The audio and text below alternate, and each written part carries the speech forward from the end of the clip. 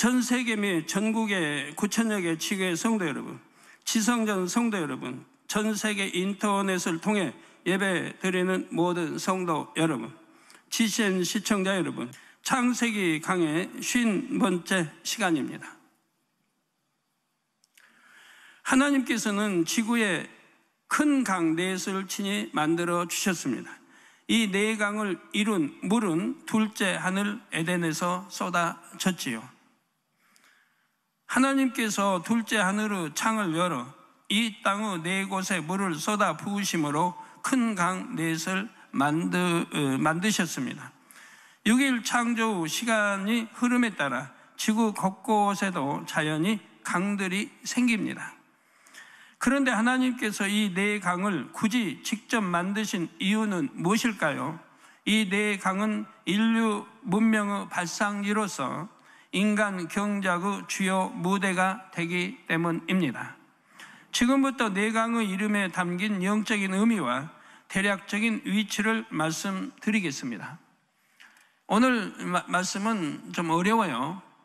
이거 푸는데 어렵습니다. 그렇기 때문에 잘 경청해서 들으셔야 할 것입니다.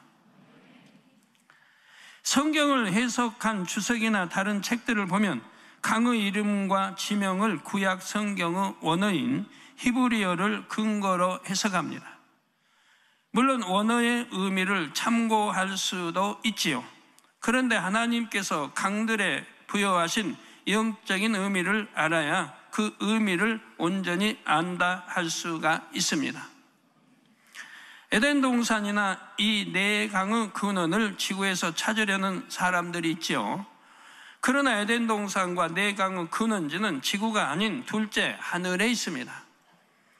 사람들이 아무리 많이 연구를 하고 최첨단 기술을 동원해서 찾는다 해도 지구에서는 찾을 수가 없지요. 영의 세계는 육의 세계와 차원이 완전히 다르기 때문입니다.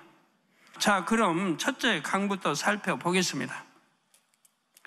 본문 11절 12절에 첫째의 이름은 비손이라 금이 있는 하윌라 온 땅에 둘렀으며 그 땅의 금은 정금이요 그곳에는 베델리엄과 호마노도 있으며 했습니다. 첫째 강의 이름 비손의 문자적인 의미는 풍족하게 흐른다입니다. 그런데 하나님께서는 비손강에 대륙과 대륙을 연결한다, 대륙 간에 길을 더 놓는다는 의미가 담겨 있다고 풀어주셨습니다. 비손강의 위치를 알게 되면 이 말씀의 의미를 깨닫게 됩니다. 비손강은 하윌라 온 땅에 둘렀다 했지요. 이 하윌라는 오늘날의 인도 부근입니다. 인도는 4대 문명 발상지 중에 하나인 인더스강 유역에 있지요. 여러분이 지도를 보시면 인더스강 유역은 아시아와 유럽의 중간 지점에 있습니다. 지금 인더스강이 나오고 있지요. 아시아와 유럽, 이쪽으로 유럽,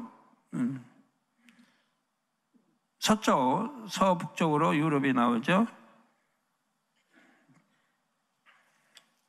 옛날 통상로였던 실크로드도 이 지역에 걸쳐 있지요. 하나님께서 만드신 비손강이 오늘날의 인더스강과 일치하지는 않습니다. 오랜 세월의 흐름 속에 처음 모양이 많이 변형이 되었지요. 그런데 대략적인 위치는 인더스강과 비슷합니다. 이렇게 위치를 확인해 보니 비손강이 왜 대륙과 대륙을 연결하며 대륙 간의 길을 터놓는다 했는지 아시겠지요? 비손강이 둘러싼 하윌라 땅에는 정금과 베넬리엄과 호마노가 있다고 했습니다. 여기 나오는 베델리엄은 다른 버전의 성경에는 값진 향료인 부돌라라고 나옵니다. 또한 유대의 역사학자 요세푸스도 베델리엄은 인도, 아라비아, 바벨론 등의 특산물로 값비싼 향료라고 했습니다. 호마노는 보석의 일종이지요. 하윌라는 이처럼 정금과 보석과 귀한 향로가 산출되는 땅이었습니다. 그러면 하나님께서는 왜 하윌라 땅에서 이처럼 정금과 베델리엄과 호마노가 남을 굳이 성경에 기록해 놓으셨을까요? 이런 것들이 남을 성경에 왜 기록해 놨느냐 이 말입니다. 이는 그곳이 장차 우상 숭배의 온상이 됨을 예시하신 것입니다. 온상이란 어떤 현상이나 사상, 세력이 자라나는 바탕을 비유적으로 이르는 말이지요. 하윌라 땅은 우상 숭배의 온상입니다. 그것을 증명하듯 인도에서 불교, 힌두교, 자이나교, 시크교가 발생했습니다. 이 종교들은 금과 보석으로 우상을 만들고 그 앞에서 향을 피우지요. 어떤 자료에서는 인도 신화에 나오는 신의 수가 3억 3천만 개나 된다고 합니다. 신의 수가 3억 3천만 개. 일생을 외워도 다 못 외우겠습니다. 이웃나라 일본도 참 신이 많은데 인도는 이렇게 일본은 인도를 못 따라갈 것 같아요. 워낙 인도는 많아서 나라도 크지만 그만큼 우상도 가지각색이며 우상을 섬기는 의식을 늘 행하고 있지요. 하나님께서는 비손강이 흐르는 하윌라 땅이 우상 숭배의 온상이 될 것을 미리 아셨습니다. 본문 11절에 비손강이 하윌라 온 땅에 둘렀다 말씀한 것처럼 비손강은 당시에 상당히 넓은 지역을 흐르는 매우 큰 강이었습니다. 따라서 우상을 섬기는 문화도 넓은 지역에 걸쳐서 발달했음을 알 수가 있지요. 성도 여러분, 하나님께서는 하윌라 땅에 우상 숭배가 만연하게 될 것을 아시면서 왜 그곳에 큰 강을 만들어 주셨을까요? 그곳에 강을 두지 않으셨다면 그곳에 사람들이 모여 살지 않았을 테고 우상 숭배의 온상도 안 됐을 텐데 말입니다. 하나님께서 이렇게 하신 데에는 이유가 있습니다. 하나님께서는 인간 경작을 온전한 공의 가운데 이루길 원하셨지요. 시편 96편 4절 5절에 여호와는 광대하시니 극진히 찬양할 것이요 모든 신보다 경외할 것이며 만방의 모든 신은 헛것이요, 만방에 많은 신들이 있지만 그건 다 헛것이요 여호와께서는 하늘을 지으셨음이로다 했습니다. 하늘을 지으시고 땅도 지으시고 인간도 지으시고 우주 만물도 지으신 분, 창조주 그분만이 참 신이신 겁니다. 우리가 믿는 우리 아버지 하나님이 만이 참 신인 거라 이 말이에요. 근데 오늘날 이 적그리스도의 세력들은 모든 우상까지 종합해서 하나로 통합하려고 하고 있습니다.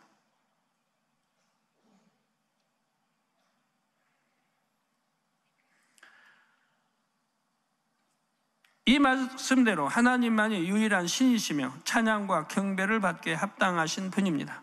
그런데 누시파와 악한 영들도 사람들에게 경배받기를 원하지요. 사람들을 사주하여 하나님 외에도 여러 신이 있는 것처럼 만들었습니다. 그러한 만방의 모든 신은 헛것임에도 많은 사람들이 사단에게 속아서 그 신들을 섬겨왔습니다. 이는 결국 누시파와 악한 영들을 섬기는 것이지요. 하나님께서는 헛된 신들과 우상이 생겨남을 미연에 방지하실 수 있었습니다.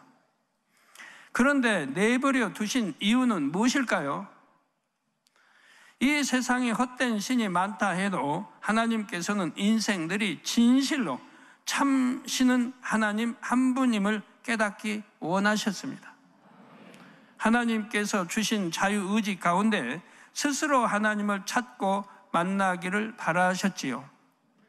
만일 거짓 신들이 아예 생겨나지 않았다면 어떻게 됐을까요?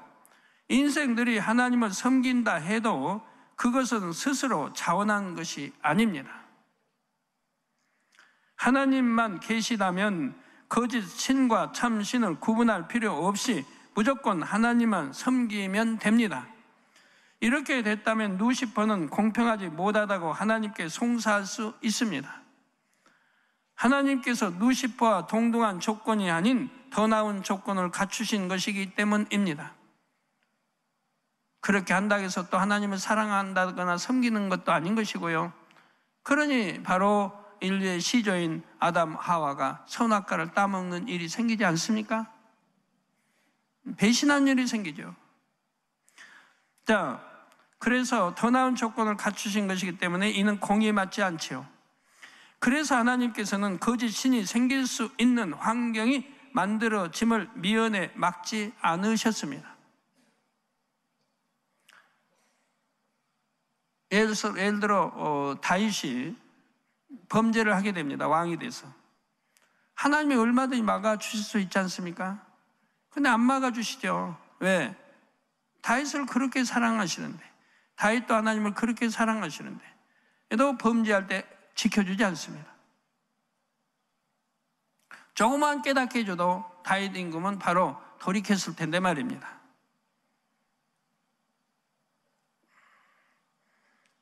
막지 않으셨기 때문에 결과는 어찌 됐습니까? 다윗 왕은 혹독한 연단을 통해서 진짜 악은 모양이라도 버리는 성결된 왕으로 나오지 않습니까?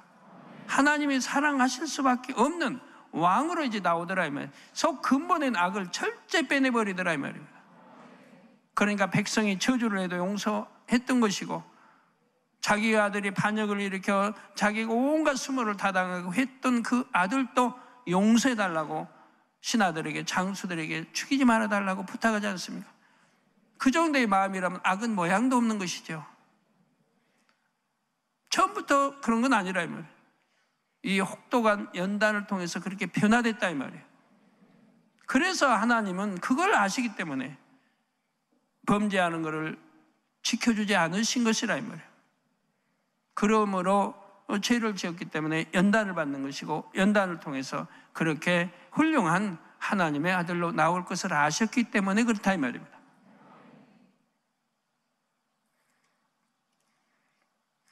세상에 아무리 많은 신들이 생겨나도 하나님께서는 인생들이 참신 하나님을 찾고 섬기길 원하셨지요. 하나님께서 인간 경작을 시작하신 목적도 이렇게 하나님을 스스로 찾고 믿는 자녀를 얻는 것이었습니다. 그래서 하나님이 참 신이심을 깨달아 하나님을 믿는 사람들도 있지만 거짓 신을 섬기는 사람들도 많습니다. 심지어는 하나님의 선민 이스라엘 가운데에도 이방 신을 섬기는 우상 숭배가 만연하곤 했지요. 그때마다 하나님께서는 선지자들을 통해 하나님이 참 신이심을 나타내셨습니다. 헛된 신을 버리고 하나님께 돌아오라고 간곡히 호소하셨습니다. 때로는 자녀를 빼앗긴 아비의 심정으로, 때로는 아내를 잃은 남편의 심정으로 이스라엘 백성에게 말씀하셨지요. 자, 이사야 1장 2절에 3절에 보면 하늘이여 들으라, 땅이여 귀를 기울이라. 여호와께서 말씀하시기를 내가 자식을 양육하였거늘 그들이 나를 거역하였도다. 소는 그 임자를 알고 나귀는 주인의 구유를 알건만은 이스라엘은 알지 못하고 나의 백성은 깨닫지 못하는도다 하셨습니다. 또한 호세아 2장 19절 20절에는 내가 내게 장가들어 영원히 살되 의와 공변됨과 은총과 긍휼이 여김으로 내게 장가들며 진실함으로 내게 장가들리니 내가 여호와를 알리라 말씀하셨지요. 하나님께서는 선지자들을 통해 이렇게 말씀하시는 한편 놀라운 권능의 역사를 나타내심으로 하나님이 참 신이심을 증거하셨습니다.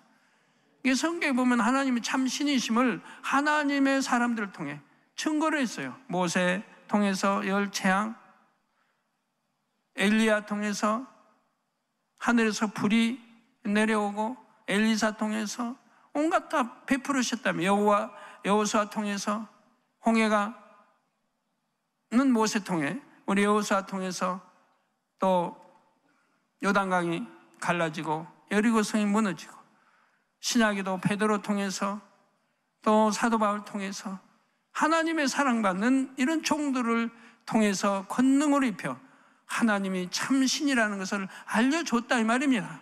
그리고 믿게 했다 이 말이에요. 그리고 천국과 지옥이 있음을 또 알렸고요. 저도 마찬가지 아닙니까? 자, 예를 들어 우상숭배가 가장 심했던 아합 왕 때에는 누가 참 신인지를 보이는 대결이 있었지요. 엘리야 선지자 혼자서 이방 신의 제사장 850연을 상대했습니다. 누가 하늘로부터 불을 내려 재물을 태울 수 있는지를 겨루었지요. 850인이 섬긴 바알 아세라는 거짓 신이기에 불을 내리지 못했지만, 엘리야가 섬기는 하나님은 참 신이시기에 불을 내려 주셨습니다. 열왕기상 18장 39절에 이 광경을 모든 백성이 보고 엎드려 말하되 여호와 그는 하나님이시로다, 여호와 그는 하나님이시로다고 고백했지요. 하나님께서는 시대마다 세우신 선지자들을 통해 이처럼 하나님이 참 신이심을 나타내셨습니다. 그래도 이스라엘이 듣지 않을 때에는 하나님께서도 외면하셨습니다. 그 결과 전쟁과 기근과 질병 등의 시험 환란이 임했죠. 환란 가운데 받는 고통이 심해지면 다시 하나님을 찾았습니다. 그러면 하나님은 다시 이스라엘을 싸매시고 회복시켜 주셨습니다. 하나님께서는 오늘날도 하나님의 종들을 통해 하나님이 창조주시어 참 신임을 나타내십니다. 생사복을 주관하시는 분은 오직 하나님이시지요. 무에서 유를 창조해내는 권능도 오직 하나님께만 속합니다. 시편 62편 11절에 하나님이 한두 번 하신 말씀을 내가 들었나니 권능은 하나님께 속하였다 하셨도다 말씀하신 대로입니다. 권능은 하나님께 속하였다. 권능을 누가 베푼다면 그건 하나님이 주신 거라 이 말이에요. 병 고치는 그런 거 은사를 가지고 권능하고 막 비교를 해요. 그 권능 이런 거 행해도 그냥 병 고치는 은사로 취급을 해요. 병 고치는 은사가 다르고 능력이 다르고 권능이 다른 겁니다. 이걸 모르시기 때문에 그러죠. 안타깝지만 모르시기 때문에. 모세나 엘리야나 엘리사나 여호수아나 베드로나 사도 바울을 보고 병 고치는 은사, 신유의 은사 받았다고 말이 되겠습니까? 신유의 은사는 하나의 질병, 이런 바이러스 균에 의한 그런 병균 죽이는 게 신유의 은사지. 속에 눈을 뜨고 창조 역사를 베풀고 기사 표적을 베풀고 하는데 신유의 은사로 비교해서는 아니 되는 것이라 이 말이에요. 루시퍼에게는 죄를 짓게 하는 능력은 있으나 창조의 권능은 없습니다. 그러니까 실명해버린 눈 하나 보이게 할 수 없는 것이고, 마이너스 된 눈 하나 플러스 정상인 눈이 단번 기도 한 번에 되게 할 수는 없는 것이라 이 말이에요. 죄인들에게 시험 환란을 줄 수는 있으나 인간에게 생명과 행복을 줄 수는 없지요. 그러니까 맨날 시험 환란과 재앙과 이런 거, 병과 이런 것만 가져다 주는 그런 능력을 가지고 있다 이 말이에요. 원수마귀. 그러나 하나님의 사람들은 참 행복을 가져다 줍니다. 참 기쁨을 가져다 줍니다. 영생을 줄 수가 있는 거지요. 그러므로 마음이 선한 사람, 진실한 사람은 세상에 많은 신들이 있다 해도 참 신이신 하나님을 찾고 섬깁니다. 하나님께서는 이렇게 하나님 앞에 나오는 사람들을 자녀로 삼으시고 영생과 천국을 주시지요. 본문 13절에 둘째 강의 이름과 대략적인 위치가 나옵니다. 바로 둘째 강의 이름은 기온이라 구스 온 땅에 둘렀고 있습니다. 기온의 문자적인 의미는 차고 넘치도록 흐른다입니다. 영적인 의미는 뽐내다, 견줄만 하다입니다. 문자적인 의미는 차고 넘치도록 흐른다.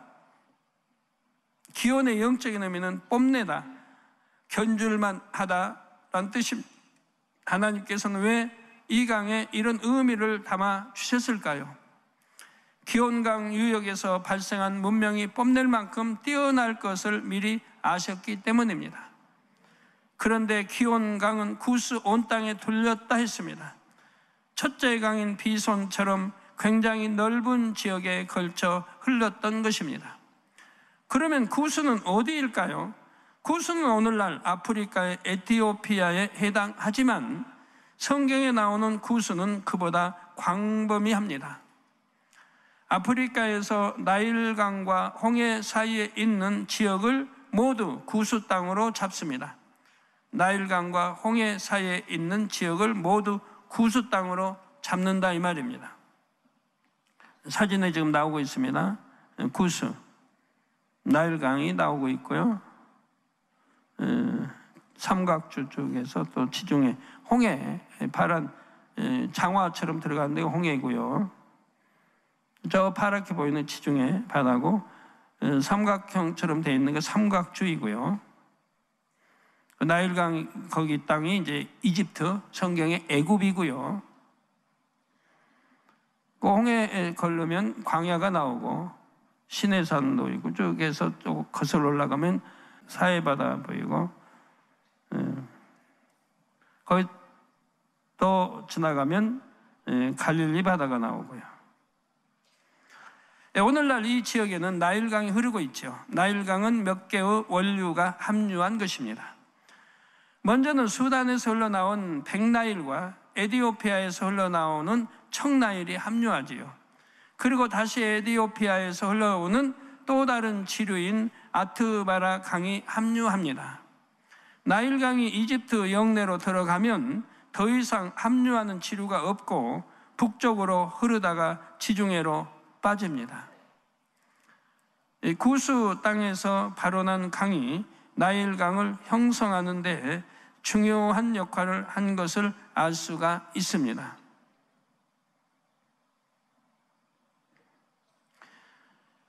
여기서 구스 땅에서 발원한 강이 바로 성경에 나온 기온강에 해당하지요. 물론 현재 강의 모양은 하나님께서 처음 만드셨을 때의 모양에서 많이 변형된 모습입니다. 무수한 세월이 흘렀으니까요.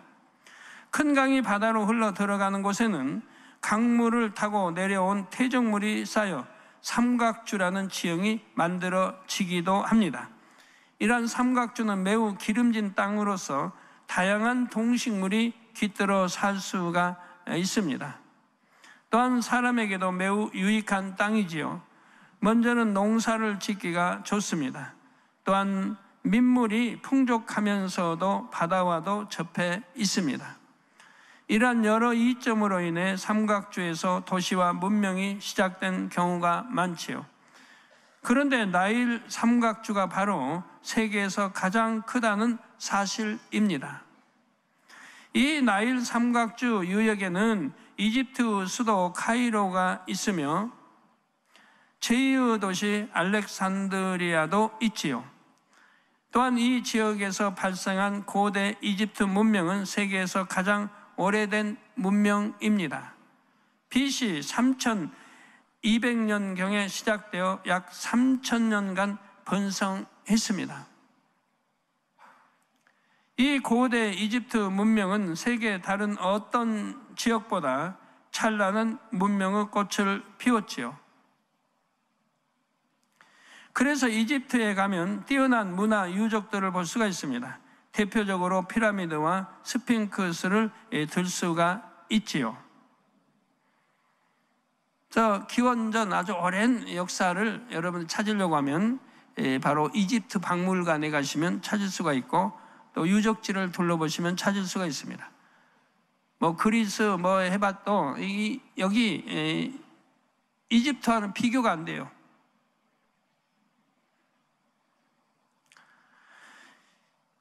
기자지구에 있는 쿠프 왕 피라미드는 세계 7대 불가사의로 꼽히는 건축물입니다. 이집트에는 이 외에도 80기 이상의 피라미드가 있다고 합니다. 세계적인 박물관인 이집트 박물관에는 12만 점 이상의 유물이 전시돼 있지요. 주로 고대 이집트 왕조의 유물인데 하나하나를 자세히 보려면 며칠이 걸린다고 합니다. 가장 눈길을 끄는 것은 황금 가면으로 유명한 투탕카멘의 유물입니다. 이처럼 기온강 유역에서 싹튼 문명은 후세에 뽐낼 만한 유물과 유적을 남겼지요. 하나님께서는 이렇게 될 것을 아시고 뽐내다 견줄만 하다는 의미의 기온이란 이름을 이 강에 붙여주셨습니다. 이곳에 피라미드와 스핑크스 등 불가사의한 건축물이 세워지고 문명이 뛰어나게 발달할 수 있었던 것은 그럴 만한 이유가 있었죠. 그래서 여러분은 이런 스핑크스나 피라미드를 가서 유심히 살펴보시면 그런 수천 년 전에 세워진 그 건축물들인데도 못 하나 박지 않고도 그 수천 년이 지나고 그 참 얼마나 강한 사막 바람에도 끄덕도 하지 않고 하나 균열된 것도 없고 그렇게 세워진 거 볼 수가 있어요. 스핑크스 안에도 보면 얼마나 기하학적으로 발달된 건축물인지를 알 수가 있습니다. 그래서 도라나 이렇게 서로 맞춘데도요, 그 기하학적으로 다 해놔서 세월이 오래 가면 뭐 금이 가기도 하고 아니면 이게 균열이 되기도 하고 아니면 공간이 벌어지기도 할 텐데 그러면 그 건물 자체가 흔들리고 좋지 않을 텐데 그 많은 세월이 흘렀어도 얼마나 정확하게 맞춰 있는지요. 뭐 빈틈 하나 생기지 않고요. 뭐 자로 된 듯 뭐 기하학적으로 얼마나 정확하게 되는지 몰라요. 그 안으로 이렇게 쭉 이제 스핑크스도 보시면은 그 알 수가 있는데요. 이 지역이 에덴 동산에 살던 아담과 연관된 곳이기 때문입니다. 이에 대해서는 차후에 자세히 설명해 드리겠습니다. 사랑하는 성도 여러분, 이제 셋째 강에 대해 살펴보겠습니다. 본문 14절 전반절에 셋째 강의 이름은 히데겔이라 앗수르 동편으로 흐르며 있습니다. 셋째 강의 이름인 히데겔은 티그리스 강의 히브리어 명칭입니다. 히데겔의 문자적인 의미는 화살처럼 빠르게 흐른다입니다. 그런데 하나님께서는 이 강에 영적으로 척박하다, 방해하다는 뜻이 있다 하셨습니다. 왜 이런 의미를 갖게 되었을까요? 그것은 이 강 유역에서 발생한 나라들과 이스라엘과의 관계성 때문입니다. 히데겔은 아수르 동편으로 흐른다 했지요. 티그리스 강은 오늘날 터키에서 발원하여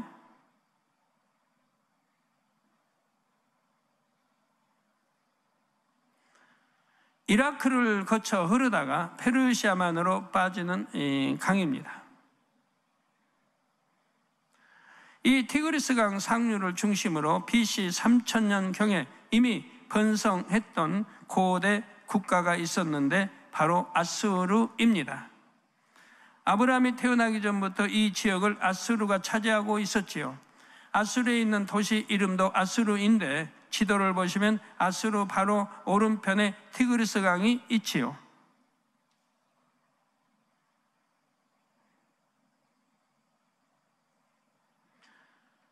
이 지역에서 오랫동안 번성했던 아수르는 BC 721년에 북이스라엘을 점령했습니다. 그런데 BC 625년에 이 땅의 주인이 바뀌지요. 바벨론이 이 땅을 차지한 것입니다. 바벨론은 점차 세력을 넓히다가 BC 586년에는 남유다까지 점령을 했습니다. 바벨론이 남유다를 점령하는 과정에서 유다의 귀족들을 포로로 3차에 걸쳐 바벨론으로 끌고 갔지요. 그때 포로로 끌려간 사람 중에 다니엘이 있습니다. 자, 그래서 다니엘서에 히데겔 강이 등장합니다. 다니엘서 10장 4절에 정월 24일에 내가 히데겔이라 하는 큰 강가에 있었다고 했지요. 그런데 이때는 이 땅의 주인이 바벨론에서 바사로 또 바뀐 상황입니다. BC 539년 바벨론은 바사에게 멸망당했지요. 이에 이스라엘 영토도 약 BC 330년경까지 바사의 지배를 받습니다. 지금까지 살펴본 바와 같이 히데겔 강 유역을 차지한 나라들은 이스라엘 땅을 정복하고 지배했지요. 그 결과 이스라엘 땅은 황폐해지고 척박한 땅이 되고 말았습니다.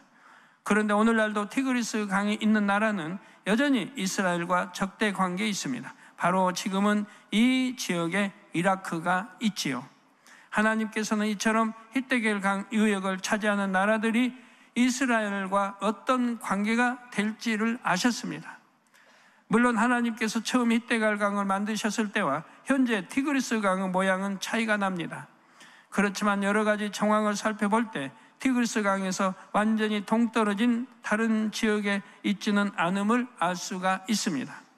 결론을 말씀드립니다. 사랑하는 성도 여러분, 지금까지 하나님께서 만드신 네 강 중 셋을 살펴보았습니다.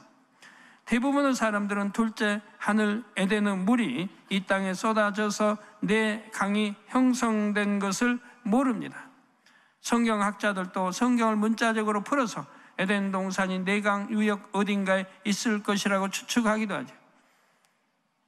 그러니 참 에덴 동산 수백 억만 년을 찾는다 해도 못 찾을 것이고 엉뚱한 데 찾으니까요. 왜 에덴 동산을 기도하면 영감을 받아서 생각들을 못하는지 참 저는 이해가 안 됩니다. 성경에 보면 예를 들어 노아 홍수 때도 창이 열리고 하늘에 창이 열리고 비가 쏟아졌지 않습니까? 그래가지고 지구 높은 산까지 다 덮어버리잖아요. 그 얼마나 많은 물의 양이 쏟아졌습니까? 그러면 좀 이게 공중을 보면 그 비가 어디서 내려오겠냐 이 말이에요. 도대체가 지금은 과학이 발달해가지고 뭐 천문학 발달해서 다 먼까지 관측할 수가 있는데 또 성경에 만나 출애굽 때 만나는 어디서 내려왔겠어요?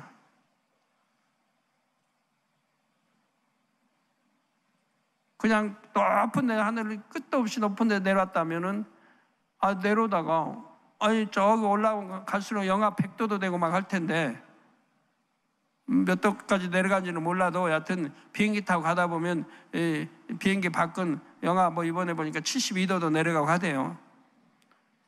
근데 만나고 어떻게 내려와요? 다 그냥 얼어가지고 여기다 녹으면 또 부스러져 버리고 할 텐데 과자 같은 게. 그 성경이 곳곳에 나온단 말이에요. 스데반 집사도 하늘을 보니 이제 하늘이 열리고 우리 주님이 하나님 보좌 우편에 서신 것을 보노라 이런 거 볼 수 있고 또 주님이 올라가시다가 구름 속으로 사라진 거 볼 수 있습니다. 왜 주님이 올라가시는데 구름 없애고 보여주시면 계속 올라가시구나 할 텐데 왜 구름으로 가려가지고 구름 속으로 사라지시냐 이 말이에요.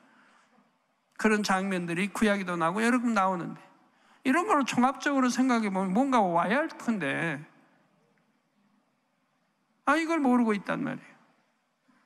그 UFO도 마찬가지고 과학이 이렇게 발달해서도 UFO에 어디로 와서 어디로 사라지는 거 발견할 수가 없으니 이제 인정할 건 인정해야죠. 자, 영의 세계를 알지 못하면 이렇게 답답할 수밖에 없습니다. 하나님께서 성령의 감동함 가운데 성경을 풀어주시는 것이 얼마나 감사한 일인지요. 다음 시간에는 넷째 강을 마저 살펴본 다음 다시 에덴 동산으로 돌아갑니다. 아담은 에덴 동산에서 매우 오래 살았죠. 그 긴 세월 동안에 있었던 많은 일들 중 이 땅의 일들과 관련된 몇 가지 사건을 말씀드릴 것입니다. 예를 들어 공룡과 피라미드에 관한 비밀이 그 두꺼운 베일을 벗게 될 것입니다. 하나님께서 풀어주시는 영계의 일들은 신기하고 재미있으면서도 우리에게 교훈되는 내용도 있지요. 성도님들은 지식적으로 잘 정립하시고 영적으로도 잘 양식 삼으시기를 바랍니다. 그래서 아버지 하나님과 마음을 나눌 수 있는 영적인 소양을 갖춘 참 자녀가 되시기를 주님의 이름으로 축원합니다. 들으신 말씀